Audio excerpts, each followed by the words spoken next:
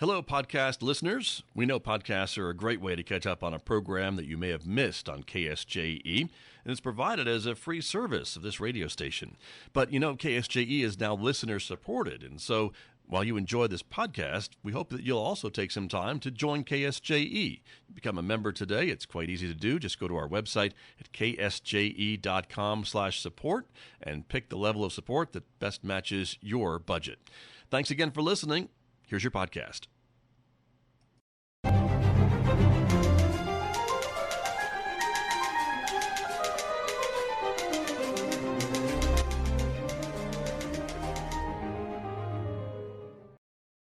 Welcome back to Right on Four Corners. I'm your host, DelSheree Gladden. I'm an author of over 30 published novels and a ninth grade English teacher. And I have on the show a returning guest. I've had the opportunity to interview Michael Farmer before, and you've been on with Tracy as well. So back for another round with your newest book, Desperate Warrior. Michael, go ahead and tell everyone a little bit about you. Well, I now live in Smithfield, Virginia. I used to live in Las Cruces, New Mexico for about 15 years. I'm retired, and I've written a little over 20 Western fiction novels about people and events that were in the New Mexico, Arizona area around the turn of the last century.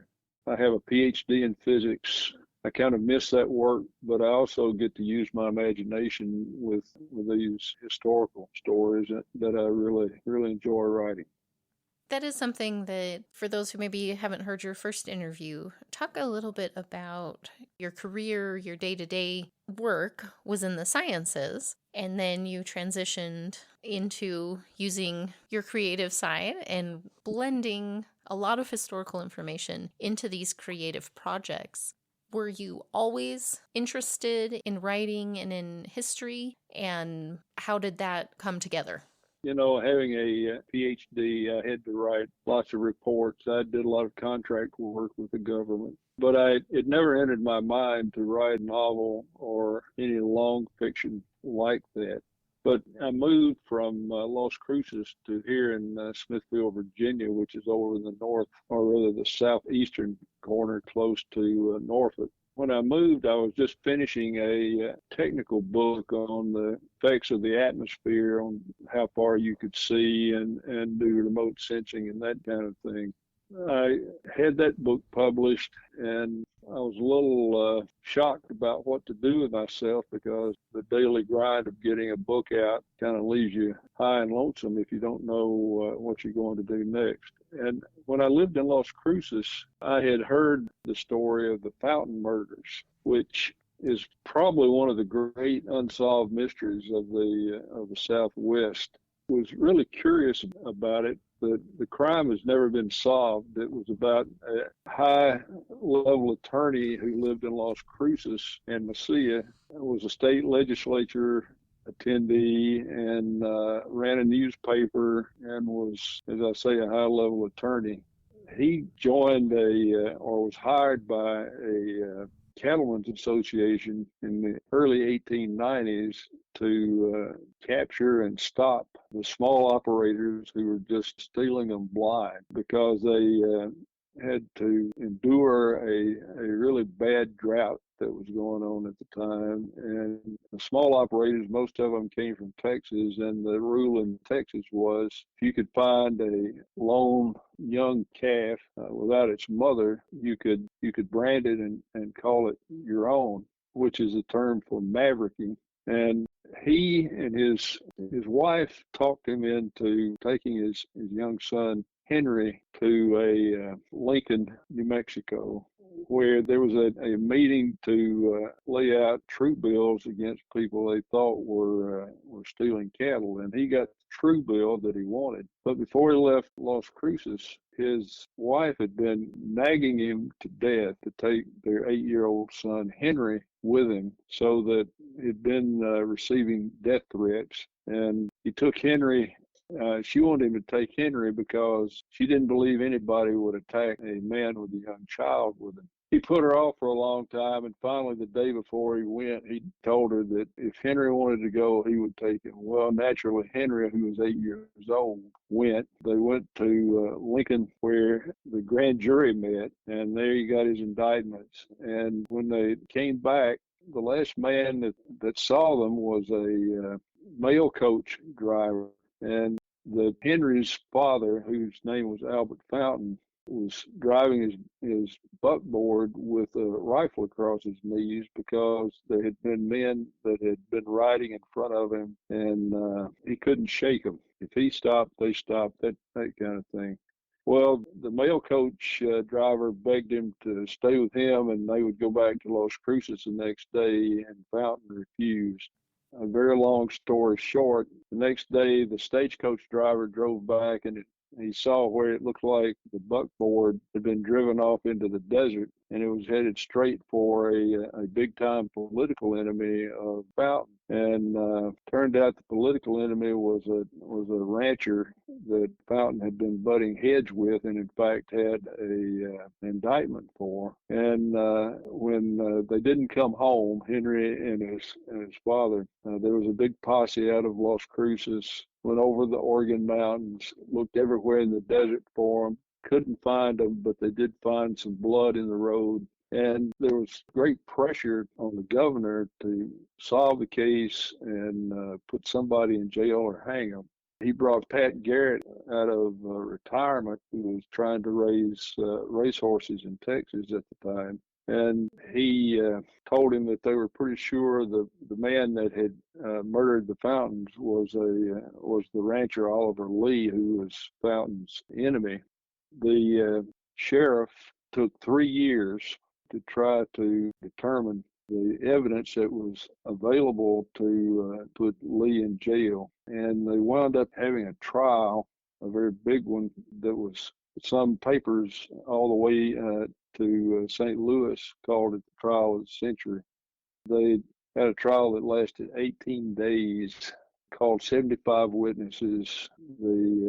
The case went to the jury about 11:30 on the night of the 18th day. The jury met for 7 minutes and said not guilty. And to this day, no one really knows who did away with the Fountains.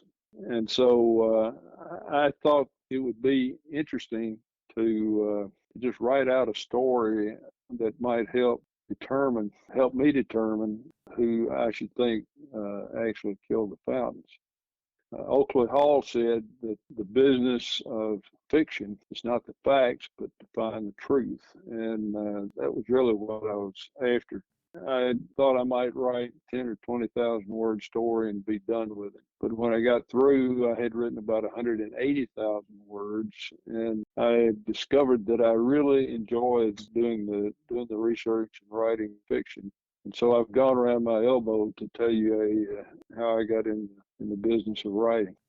That's certainly an intriguing mystery to catch your attention and get you going on that path of researching these historical events. And I believe that one about the Fountains is one of your books that won a New Mexico Arizona Book Award, right? Yeah, that's correct. I actually wrote 3 novels. No, 4, and 3 of them won a Will Rogers Medallion Award, and I think 2 won the New Mexico Arizona Book Award. Well, I'm excited to talk to you about your newest one. It's the first of 2 volumes, and a lot of your work has centered around Geronimo and people associated with him. The first time I got to interview you was talking about the history of a young girl named Trini who was captured and kind of her story. Right. And with Right. this one, we're talking about Chato, who was a lieutenant of sorts in Geronimo's company at one point. So tell us a little bit about Desperate Warrior and what this story encompasses.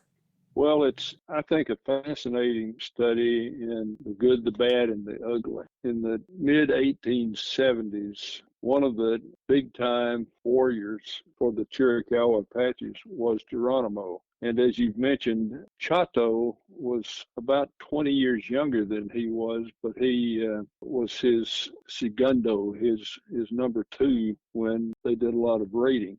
And so that made both men very close to each other and highly respected each other. And as time went on, Chato wound up being quite a bit closer to the man who became chief of the Chokonan Chiricahua Apaches, a man named Naiche, who was the son of the great and famous Cochise.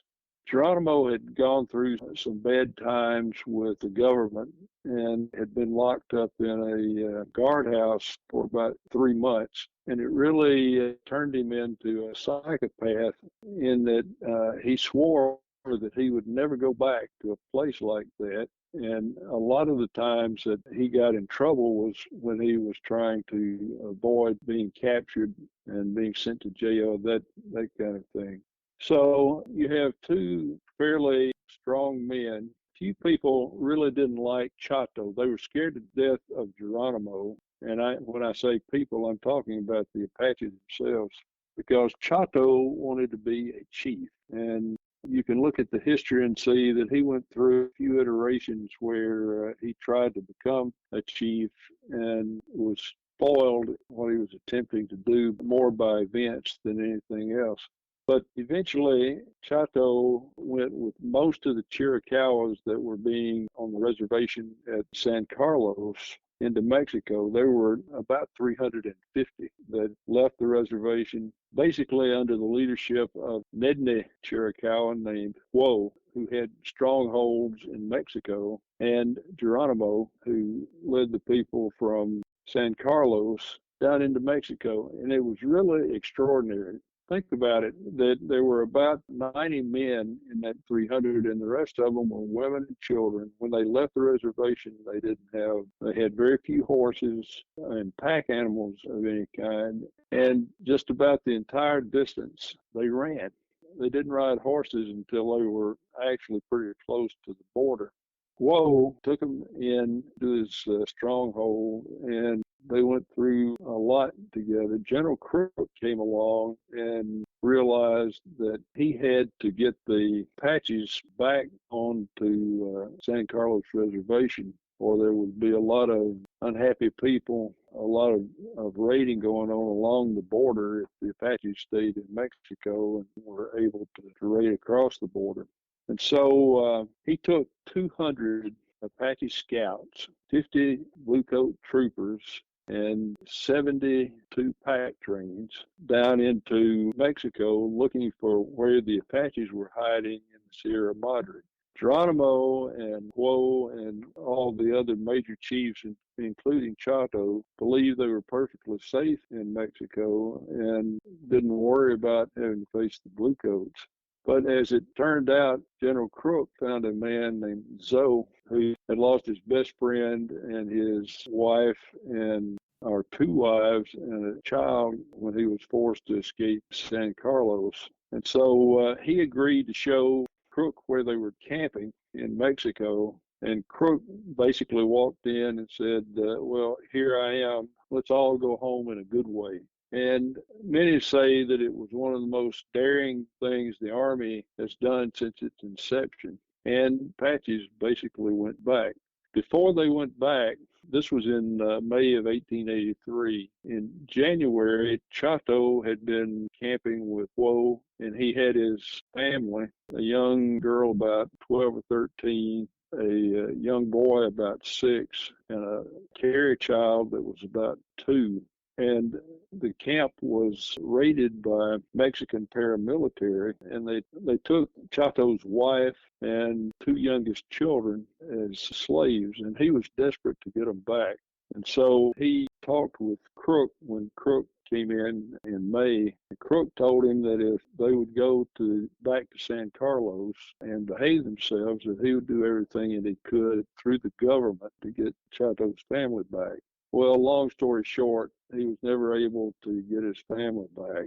But he was so impressed with Crook that he told Crook that he would be his best scout. And in fact, he was. And through a number of conflicts, Chato wound up becoming Geronimo's bitter enemy.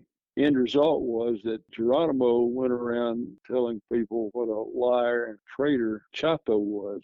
In fact, he was not, but to this day, there are Chiricahua/Mescalero Apaches who blame him for a lot of the problems that the Apaches had when he was not responsible for it. And so the book Desperate Warrior brings all this together about how he was a major lieutenant for Geronimo for a long time and then wound up becoming bitter enemies with him.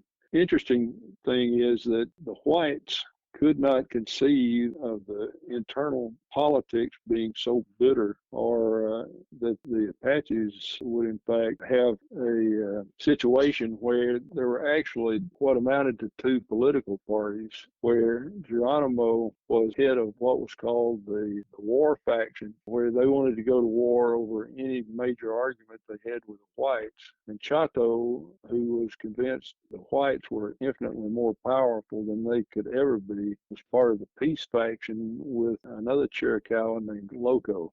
So that's the basic thrust of Desperate Warrior. That the next volume, called Proud Outcast, is actually what happened after the Apaches surrendered and were sent east. They thought for 2 years. As it turned out, they wound up being prisoners of war for 27 years. What struck me about this is the human aspect of this story. With what I've read of your other works as well, you really give detailed information about the history, but you really focus on the people and their experience and what that really did to them in their life and the effects of that. And I noticed on the inside jacket cover, one of the blurbs that they added to this was "Nobody blends facts and fiction like Farmer" from Anthony Wood, another author. That was something that I actually wanted to bring up and ask you about, the style and the structure of the book. My students were getting ready to start reading The House on Mango Street, which is a blend of Sandra Cisneros' personal experiences and some of the struggles that she felt growing up in the 70s in Chicago, being a Hispanic American young woman in a culture that didn't really let her be who she was a lot of the time. And my students today were asking the question, as they were kind of doing some research on the author. They were like, so is this book fiction or is it nonfiction? Because some of it, she said, was based on her real life, and some of it is other people's stories and a blend of everything. So they were kind of having a hard time figuring out where that line was of what's fiction and nonfiction. Yeah. And with yours, there's so much of this that is nonfiction. It's true facts, very detailed, but you tell it in a narrative style where you do have to come up with dialogue and imagine some of the other details and the emotion that the people went through. And so I wanted to ask you about your process for that and your decision on presenting this book particularly as a narrative story rather than a historical account with no fictional content added. So how do you decide where you blend and what you blend, and then how to approach that? Because I find that a really fascinating process. You're one of many people that have asked me, how do they know what is fiction and what are the facts? And I've actually wound up putting out a series of posts on Facebook that give the factual story without the what I call the meat and sinew of the lives of the people there. I read a long time ago from I can't remember his name. In any case, he was a philosopher who said that history is a pack of lies told by people who weren't there. When you look at something like that, you wind up realizing that history is, in fact, not a pack of lies, but it has a wide gray line. It's not a sharp, distinct line unless you're just connecting events. And so what I try to do is read as much of the history as I can and try to understand why people did what they did when they did it. Like Chato here, his whole life turned around when his wife and 2 little children were taken from him. And writing is a lot like acting. an actor winds up having to do the persona, if you will, of the person that he's portraying. He brings to that performance all that he knows within himself about how he might wind up feeling and reacting in many cases. You look at the people like the Apaches, and it's just remarkable, in my opinion, for somebody that has the ability to go out, get on a horse, and ride out for hundreds of miles if necessary, and just live off of the land. Nowadays, we pack our suitcases, we carry a big bunch of stuff along with us, make reservations ahead of where we're going, and we can buy groceries when we need them. These people didn't do that. I mean, they knew how to live off the land. And so if you put yourself in their place, what would you think and how would you think it? And you have to read through a lot of history and pay real attention to the tiny little details, the side remarks that they make that might wind up coming from personality, characteristic, or in fact, what is actually going on at the time. For me, if you can put yourself in the place of the main character, and that I nearly always do that because I'm not a professional writer at all. But if you can put yourself in their place and how they would act and think, then I think you start to bring out the humanity of a person regardless of who they are or where they are. Because I think when you get down to it, we all have the same basic emotions, just filtered through our experiences. I don't know if that quite answered your question, but that's a shot. Yes, absolutely. And I like that comparison of coming in as an actor as well as, that same approach with writing fiction of trying to put yourself in the place of a real person who unfortunately is not around. We're too far removed from that to ask, but like you said, I like that, thinking about it, we are still human. We experience sadness and pain and tragedy, and that lens is different for each person depending on what they've been through. But I think you do get to the heart of showing just the humanness of these experiences and how much they affect a person. I think that's a really challenging thing to do at times. I don't write historical anything really, but I imagine that's a big ask, kind of putting yourself back into a different time period as well as a different culture, a different set of circumstances. But I think that does come through with your characters in your books. And well, wonderful. Thank you.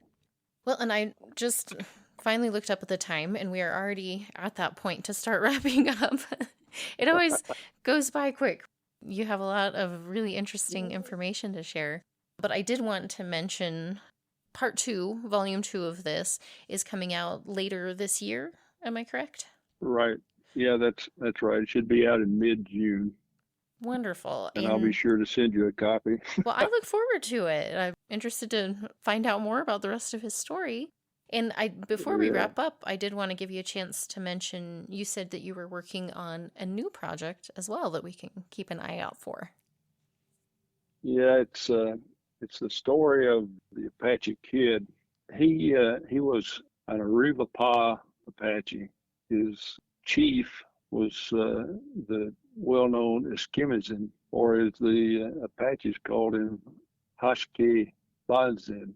And there are actually quite a few books written about this character. You may not have heard about him at all, but he's really very well known. In any case, the kid was called Kid because he worked for in Globe, Arizona. They were just starting a big-time mine when he was about 12 or 13, and he worked there around the town helping miners and what have you. And it turns out that you don't see this in many of the history books, and these are the little nuggets that you have to really look for. But he was a phenomenal athlete, very bright, and had the charisma that people just naturally wanted to follow him.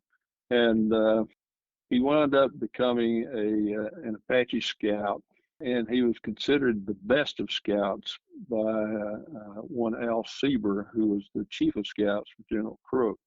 it turned out that he had to avenge the murder of his father, and he left his military post for about 5 days to do it. It got him in a lot of trouble. They had a court martial for him, and were going to put him in front of a firing squad, and the general said, no, he didn't do anything that bad. So they said, okay, life prison and hard labor. And he was going to be sent to Alcatraz for life for being absent without leave for 5 days. Well, the people in Washington, the Attorney General, reviewed the court martial and decided that a year in jail was more than enough and ordered him released. And when he came back, his chief of scouts, the man Al Sieber, had been shot in the leg when Kidd tried to turn himself in. And so, and Sieber knew that Kidd had no firearms when the event happened, and still testified that he was involved in the shooting. Well, the state of Arizona went through, or not the state of Arizona, the territory had a case at the Supreme Court that wound up saying that they should arrest Kidd again, who was living very quietly in a canyon with his wife and 2 children. And they had a trial and determined that, he was guilty in part, and sent him to prison for 7 years at Yuma. They had also collected 7 or 8 other Apaches for various crimes, and they sent them to Yuma. And while they were being transported, they managed to escape, and Kidd wound up being one of the premier outlaws in the Southwest. So I've written a novel for his early years called Prodigy, and the second novel is called Pariah, and that's the novel I'm working on now. The first novel should be out in 25. Well, that sounds really interesting. I'm looking forward to hearing more about it and getting a chance to read and talk to you about it again next year. Well, we are Wonderful. out of time. Last conversation went just as quickly. We didn't get to cover everything, but I think you always have such interesting information to share about your real historical characters and their time periods in life. So I hope people take a minute to check out Desperate Warrior. And Michael, where can people find you online to stay up to date? Because you have quite a few things coming up in the next year and a half. Yeah. Well, my website is wmichaelfarmer.com, one word. And I also have a Facebook page called Killer of Witches, where every week I put out a little post about the history behind what's in the novels. I think that's a great option to do that. I've seen a few historical fiction authors who do that, and it's really helpful because a lot of times I think when you finish a book like this, that is one of your questions: which part is fact, which part is fiction? So that's a really cool thing that you do, and I hope people stop by and check that out. Well, I do too. Well, Michael, thank you so much for taking the time to chat with me today. And just a reminder to our listeners, the book is called Desperate Warrior by W. Michael Farmer, and the second book will be coming out this summer as well. Thanks for having me.